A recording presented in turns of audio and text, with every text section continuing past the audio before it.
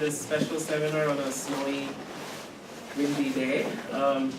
Our seminar speaker today is Dr. Bheemreddy from Miyaso High Tech Corporation in California. He's actually interviewing for the faculty position in mechanical engineering.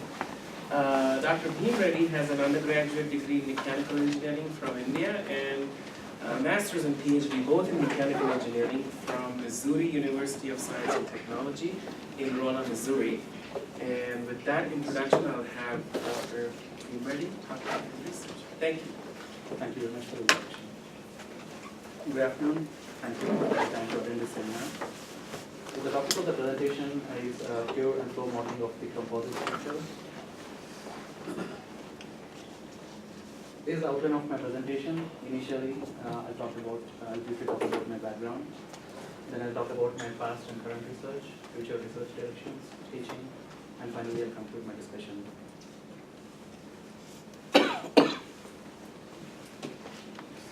So, as Dr. Bovat mentioned, back in India I did my bachelor's in mechanical engineering, and then I have worked at Infotech Enterprise Limited for about a year as a design engineer.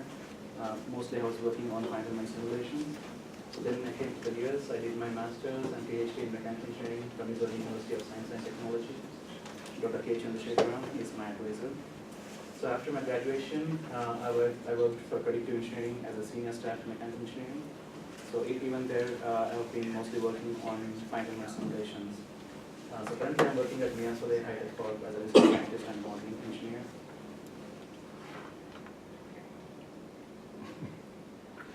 During my master's and PhD, I was a graduate research assistant as well as a graduate teaching assistant.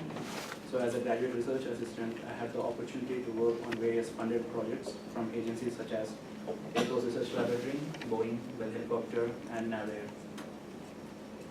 First project, modeling and simulation of continuous fiber reinforced composites. So this project was funded by the Air Force Research Laboratory and is also my PhD dissertation topic. Second project, fluid and flow modeling of cavity molded composite flex beams. This project was funded by Bell Helicopter, and this is the topic that I'm presenting today, although I'll be covering the remaining topics briefly.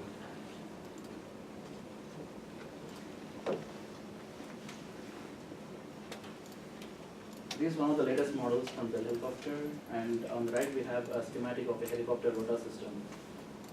One of the important components of a helicopter rotor system is the flex beam. It is also called the yoke. And the flex beam connects the rotor blades to the center mast. And in an operational environment, it can undergo high dynamic loads. So Bell Helicopters manufactures these flex beams out of glass epoxy composites, and the flex beam is characterized by thickness variation along its length. And Bell Helicopter uses a specialty manufacturing process called cavity molding process in order to manufacture these composites. And this process is very much similar to compression molding process. So this is our cavity molding setup at Bell Helicopter.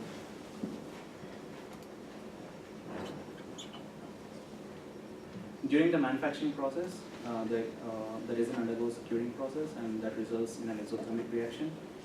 Due to the exothermic reaction, a large amount of heat is generated in the part, and due to the variation of the geometry in the flex beam part, this can result in non-uniform curing of the part itself, and that can affect the part quality. So experimental testing can be used in order to study this behavior. However, it is time-consuming and also expensive. And so modeling and simulation can be used cost effectively to study this problem, and also this gives insight into optimizing the process. So the objectives of this work are to develop a three-dimensional pure and flow model of the composite flex beam, and also perform a full cycle optimization using a neural network artificial network.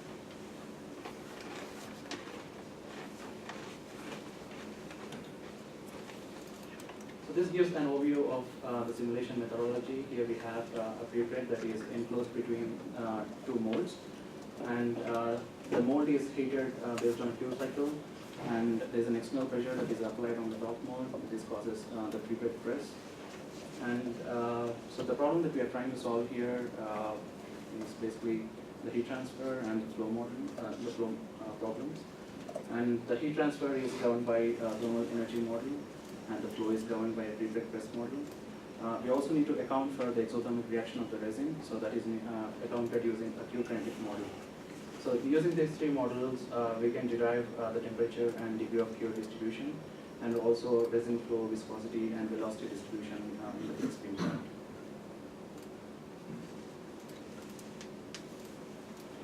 This is the governing equation for heat transfer in a composite part, and so using this equation, we can model the temperature distribution in the flex beam part over time. And as I mentioned earlier, we need to account for the exothermic reaction of the resin, so that is accounted using the last term, so that gives the heat flow due to the exothermic reaction. So in this equation, the rho is density, C is the specific heat, T is temperature, and then K is the thermal conductivity, and H is the heat of reaction, and alpha is the degree of cure of the resin. The subscripts C correspond to a composite, and N corresponds to a matrix or a resin.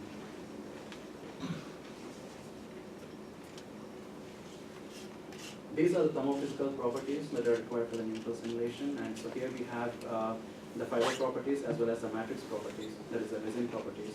And using the equations below, so we can estimate the composite properties. In order to calculate the volumetric heat capacity and the longitudinal thermal conductivity, the rule of mixtures was used. And in order to calculate the transverse thermal conductivity, as Miller-Stein model was used. So now we have,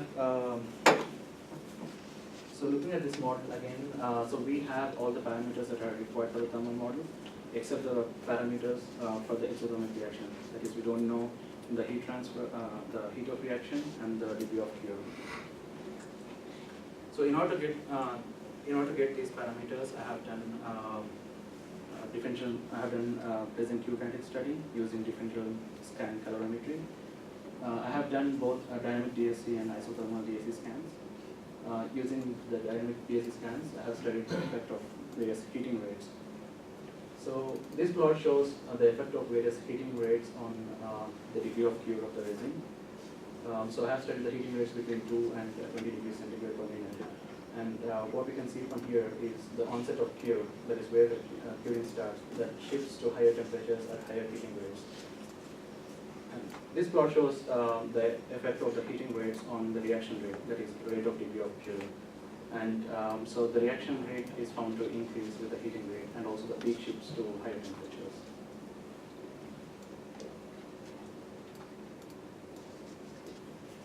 So I've also done isothermal DSC scans, and here I've studied the effect of various Q temperatures, various isothermal temperatures. And the isothermal DSC has been done at 140 C, 160 centigrade, 180 centigrade, and 200 centigrade. And so this plot shows the effect of various isothermal temperatures on the.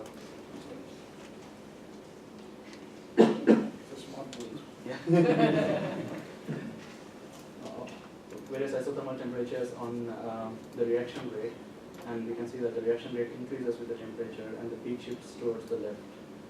And this plot shows the effect of isothermal temperatures on the degree of cure. And we can see that at 180 centigrade and 200 centigrade there was a complete cure, while at 140 and 160 there was an incomplete cure.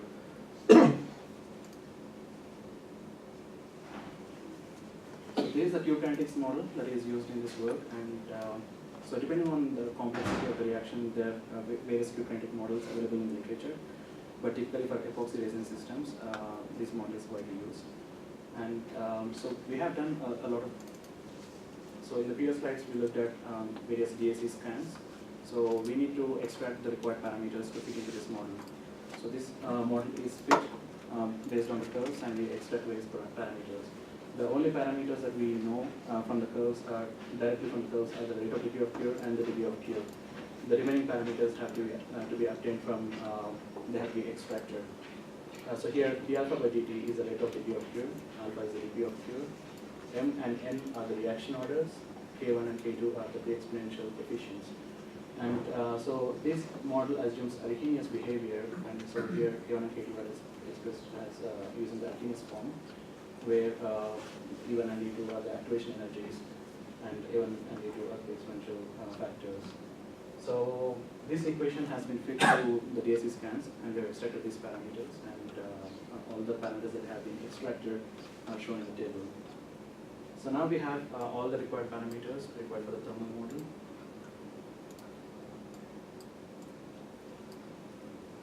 So this is a CAD model of the flex beam part and top mode and the bottom mode with the oil pieces for the extra resin to squeeze out.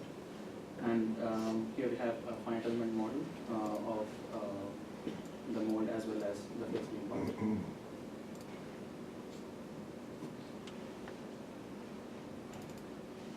This is the cure cycle of the thermoset resin. So the resin is heated from room temperature to 120 degrees centigrade at 3 degrees centigrade per minute, and then it is held for 60 minutes. And then again it is heated from 110 degrees centigrade to 180 centigrade at 3 degrees centigrade per minute, and it is held again for 120 minutes, and finally it is cooled at 2 degrees centigrade per minute. So this cure cycle is basically the temperature control that is applied on the molds. So first the thermal model is validated for a thick composite part for a typical epoxy resin system. And so the peak that we see here is due to the exothermic reaction, the temperature peak. And the temperature peak seems to compare well with the results from literature. And this plot shows the temperature distribution of the flex beam part over time. So basically, as I mentioned earlier, the flex beam part has thickness variation along its length. So I've considered 3 different sections. So there's a thicker section, and there's a medium section, and well as a thinner section. So from the centers of these 3 cross sections, the temperature distribution has been evaluated. And we can see that the thicker cross section shows a higher temperature spike as compared to the thinner cross section. So as we go from thicker to thinner, the temperature spike reduces. And so this plot shows the degree of cure distribution of the flex beam part. And so at the thicker cross section, initially the degree of cure raises slowly, and after the exothermic reaction, there is a sudden increase in the rate of degree of cure. So the message from these plots is that there is a non-uniformity in the curing behavior in the flex beam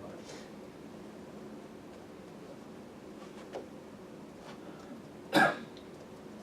So these plots show the temperature distribution with time, and we can see that before the exothermic reaction, we see that the temperature on the surface, or the temperature at the center, is cooler compared to the surface. But after the exothermic reaction, the center of the cross section is at a higher temperature compared to the others, compared to the surface. So based on this slide and the previous slide, we can the takeaway message is that there is a non-uniform curing in the flex beam part. So in order to account for this non-uniform curing, that is to address this non-uniform curing, so I have conducted Q cycle optimization that is using an artificial model.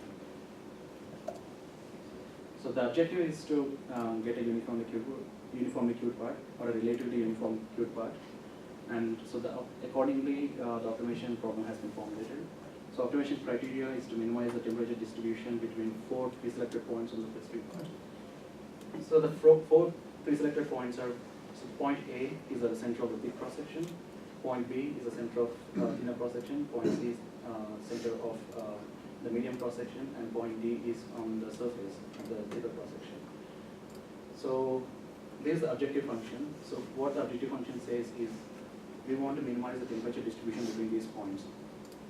And so point A minus point B. So point A is a thick cross section, point B is a thinner cross section. So the difference in these temperatures, we want to minimize this. Similarly, point A minus point C, point A minus point D.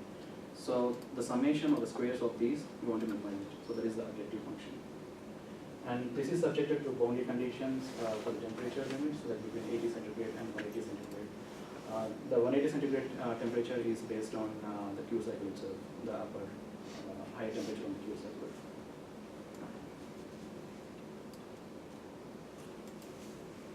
I'll not be going much detail into the neural networks, but I'll give a brief example to understand how the neural networks works. So I took an example of a function, simple function, y is equal to nx squared plus 1, and n is varying from 2 to 10, random, some random number, and x is in -1 to 1. So now x is in -1 to 1 bounds, and we are having intervals of 0.1 scale. So we know, for example, n is equal to 2. I'm sorry.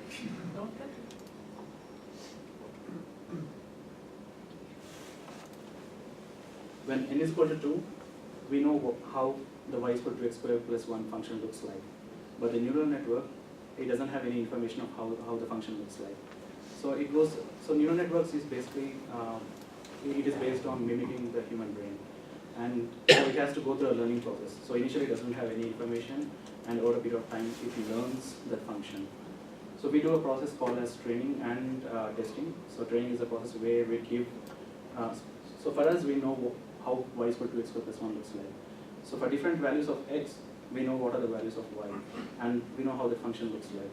So we give this information to neural networks, and we say that we ask it to learn the function. Similarly, we give another value. For n is equal to 3, we ask the neural network to learn the function. So after a period of learning, or period of training, finally we can do a testing for a different number of n. When you give another number of n, so it should be able to predict the actual function. So this is learning. So I also have a small video to show that.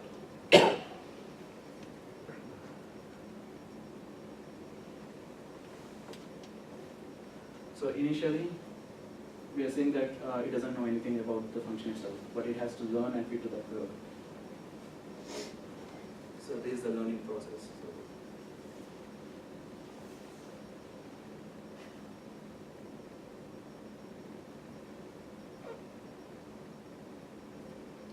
So we can repeat the same thing for the current problem as well.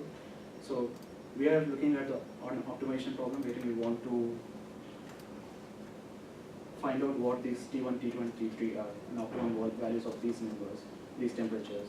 So we are not changing the time, we are only changing the temperature. So along the straight line, like the temperature can go up and down. And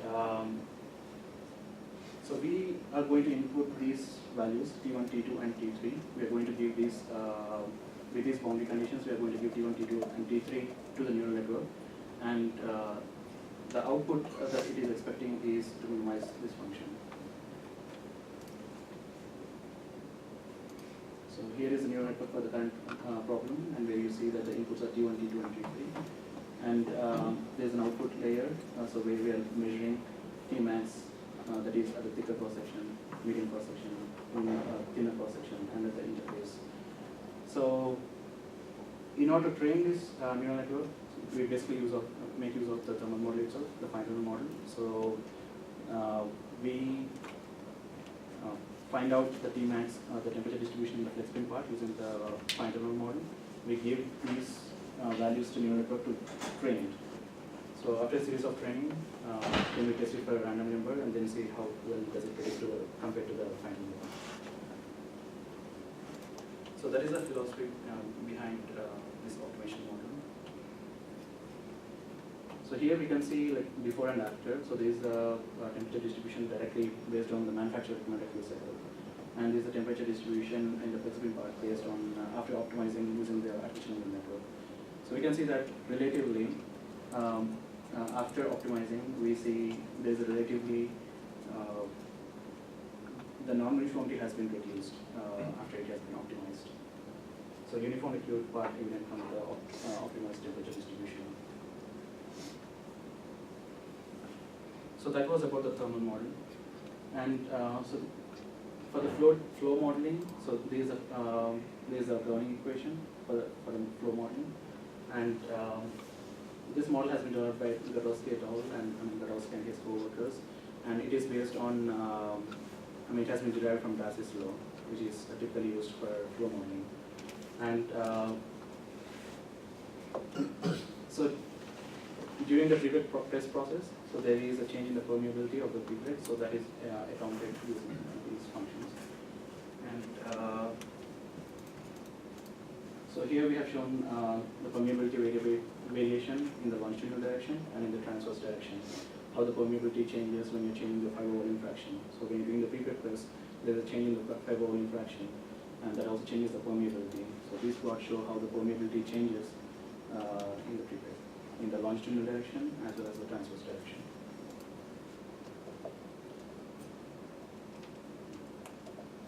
So when we are modeling the flow using the resin, so we need to account for the viscosity. So when we are changing the temperature, before the exothermic reaction, the resin can flow, but once the exothermic reaction starts, the resin tends to become solidified. So that is seen in this plot. So until the exothermic reaction, like the resin flows a lot, and then it suddenly solidifies. So these parameters are not tested by me. I mean, these are based on literature. So this is a non-isothermal viscosity model. So basically, it is based on the temperature and the degree of cure of the resin. So you can model the viscosity.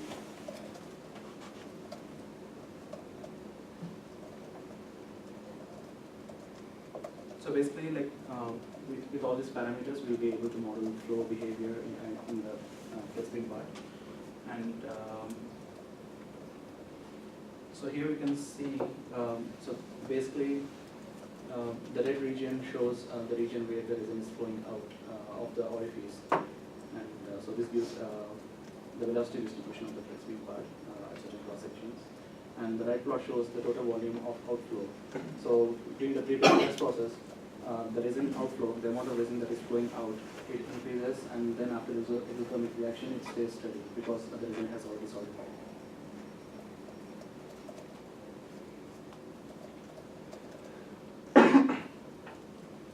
So the takeaway from this work is, so we have developed, I have developed a modeling procedure that can be applied to any complex shaped composite parts, and an optimization procedure based on artificial neural networks has also been developed, and it exhibits potential to manufacture a uniformly fluid part.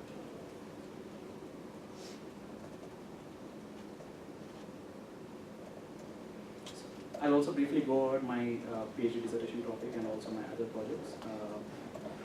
So my PhD dissertation topic is on modeling and simulation of continuous fiber reinforced ceramic composites. This project was funded by Air Force Research Laboratory. So ceramic matrix composites are widely used in high temperature structural applications. Conventional monolithic ceramics, they have high strength, but their failure behavior is catastrophic. By adding continuous fibers to a monolithic ceramic, the toughness of the material is enhanced and the failure behavior is graceful. So unlike the conventional monolithic ceramics, these materials can take more load even after the matrix failure. In order to study the mechanical behavior of these materials, the micromechanical modeling approaches can be used. And micromechanical analysis deals with the analysis of the constituent materials, that is, it deals at the micromechanical level with the constituents, fiber matrix and fiber matrix interface. So failure in the composites such as matrix cracking, fiber breakage, fiber matrix interface debonding, they all occur at the matrix at the microscopic level, and the macromechanics based approaches cannot be used to model this phenomenon. Also, typically in the modeling approaches, the effect of interfaces is often ignored in micromechanical modeling approaches, and for fiber matrix one is assumed to be a perfect one. And but fiber matrix interface is an inherent part of composite, and it can affect the failure behavior. So based on this, I'll be discussing about two problems: computational study of micromechanical damage behavior in CFCCs, and microstructure image-based multi-scale modeling of fracture.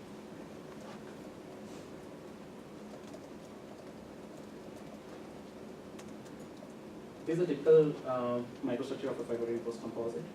And we can see that the fibers are randomly distributed within the matrix. But in terms of modeling, typically it is like we generalize that as square packing or hexagonal packing. But as you see, the fibers are randomly distributed. So here I have developed a procedure wherein we can account for the randomized fiber distribution. So I developed an algorithm so that can provide the randomized fiber distribution. So this is the finite element model based on the randomized fiber distribution. You can see the fibers, matrix, and I have also explicitly modeled the fiber matrix interface.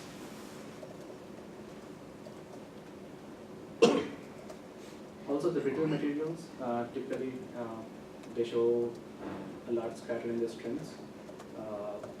But in terms of the model, typically a constant property. Like when I say strength, a constant strength is used for the entire fiber in terms of modeling. But in reality, there is a strength distribution throughout the fiber or the matrix. So this here I have accounted for the distribution of the strengths using the variable value model. So this value model is not directly available in Abacus.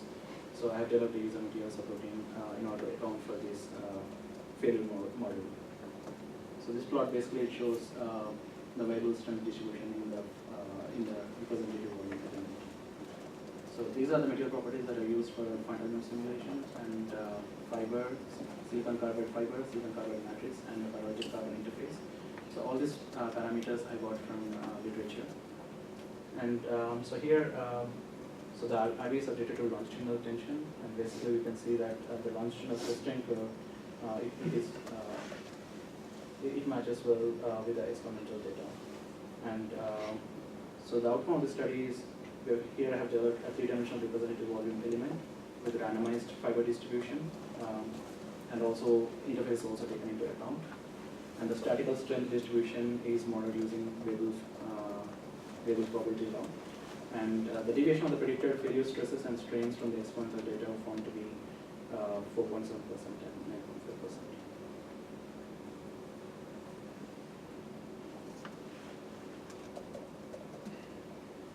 There's a second problem in my PhD dissertation topic, and so here we have a microstructure, an image of the microstructure in a composite, and so as we are seeing, this is like an extension of my previous the work before. So wherein like I have accounted for the randomized fiber distribution.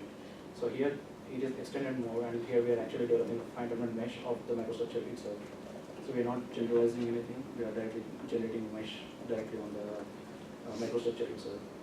So for this, I have used a tool called OOF, object-oriented fine-grained meta-analysis. This is from NIST, and so that can generate fine-grained mesh on the microstructure, and it can also generate an input file that can be used in Abacus.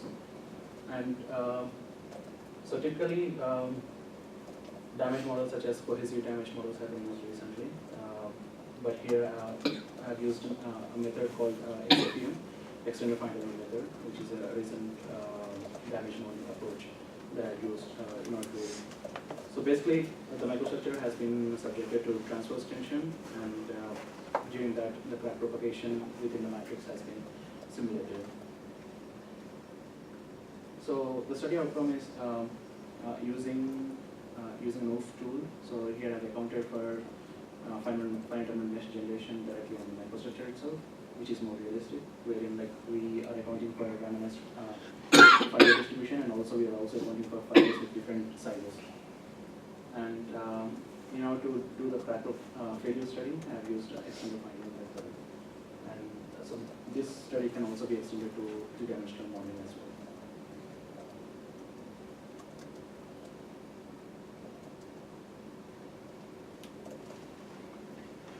So this project was funded by Boeing, analysis of spin core adhesion of honeycomb sandwich structures.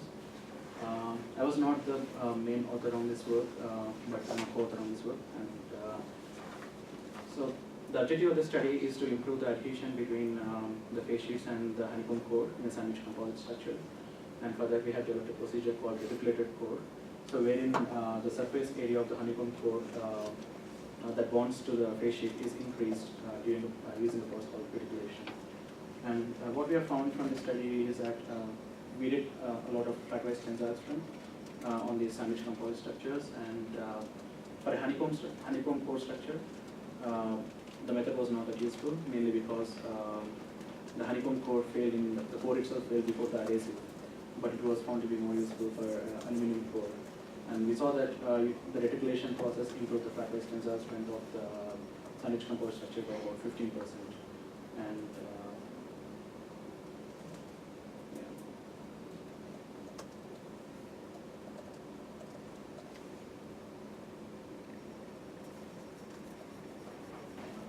so here, I'll briefly go over the work that I'm currently doing at Bheemreddy. So I do a combination of like computational modeling and simulation as well as material testing. So 50% of the work that I do is more into modeling and simulation, and 50% is material testing.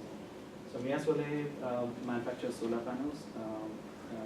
So we manufacture glass modules, which are rigid modules, as well as flexible solar panels. And also, other than this, like Mia Solar also builds the equipment for manufacturing the solar modules. And so, in terms of my computational modeling, I get projects that are both product related, as well as the equipment related. So here I put together some of the problems that I frequently work on. So the first one is thermomechanical modeling. So the solar modules, when you put outdoor, say that is rooftop or in the field, so they undergo thermal cycling. And so basically the structure is, there is a core cell. There is a core cell that is encapsulated between a bunch of polymers. And all these polymers have a different behavior to the thermal cycling. So for that, I do a lot of DMA study to evaluate the thermomechanical properties of these polymers. And so when during the thermal cycle, so the core is affected. The stresses in the core are affected because of this thermal cycle. The whole module deflects with a combination of these properties. So in the thermomechanical modeling, so I model the module level simulations of these deflections due to thermal cycle, and also look at the stresses in the core as well as the interconnect structures in the module. So this is basically a thermal fatigue problem. Then I also work on random vibrations and fracture problems, and this problem is quite interesting. It is stretch-induced Franklin behavior. So conventionally, we would assume that any material only under compression it would buckle. This is somewhat counterintuitive, and even under tension it would tend to have buckling instability. And so this happens a lot in the paper industry, and it also is observed in the thin metals as well. So the web that we use here, is a steel substrate, which is a thickness of 50 micron. And so the web moves over different rollers. So as it moves over the rollers, it is subject to tension, and it has this wrinkling instability. And some of these wrinkles, when they move over the roller, so they become permanent, and that can damage your part, damage your web, and that has to go into scrap. We cannot use that material anymore. So this is quite costly for the industry.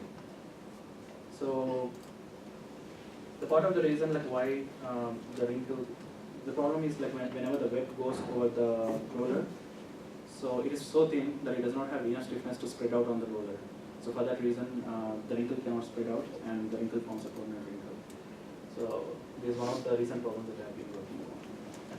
In terms of the material testing, as I mentioned, I do a lot of thermomechanical property evaluation of polymers using the DNA, dynamic mechanical analysis.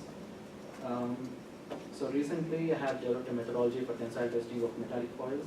So as I said, these foils are 50 micron thick, and testing these is not the same as conventional materials, mainly because of the thickness. So because such a small thickness, the foil tends to slip between the grips. So I have developed a methodology such that this slippage is avoided. And also I test thin wires that are about 80 micron thick.